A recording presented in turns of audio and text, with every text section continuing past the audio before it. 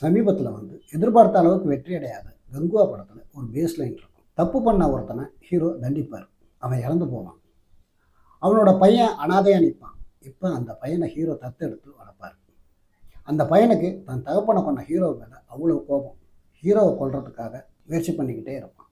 ஆனால் ஹீரோ அது தெரிஞ்சும் அவனை காப்பாற்றிக்கிட்டே இருப்பார். கங்குவாவில் வந்த இந்த பேஸ் லைனோட ஐடியா ஏற்கனவே மணிரத்னம் சாரோட 2 படங்களோட ட்ரீட்மெண்ட்டில் சப்ளாட்டாக வந்திருக்கு. ஒன்று நாயகன், இன்னொன்று தளபதி. நாயகனில் எடுத்துக்கிட்டோம்னா ஹீரோ தப்பு பண்ண ஒருத்தனை அடிப்பார், அவன் செத்து போயிடுவான். அதுக்கு பிறகு ஹீரோவுக்கு தெரிய வரும் அவனுக்கு ஒரு 10-12 வயசில் மன வளர்ச்சி இல்லாத ஒரு பையன் இருக்கான்னு.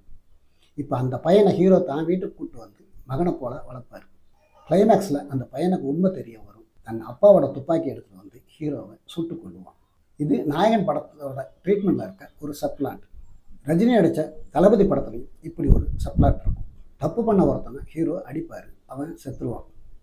பிறகு ஒரு சூழலில் ஹீரோக்கு தெரிய வரும் அந்த செத்து பண்ணவனுக்கு ஒரு இளம் மனைவியும் ஒரு குழந்தையும் இருக்குன்னு. பிறகு வேற ஒரு சூழலில் ஹீரோ அந்த செத்து பண்ணவனோட மனைவியை திருமணம் செஞ்சுக்குவார். அந்த குழந்தைக்கு தகப்பனாகவும் மாறுவார். நாயகன் ட்ரீட்மெண்ட்லையும் தளபதி ட்ரீட்மெண்ட்லையும் ஒர்க் ஆன இந்த சப்ளாட்டு கங்குவா படத்தில் பேஸ்லைனாக இருந்தும் ஒர்க் ஆகலை.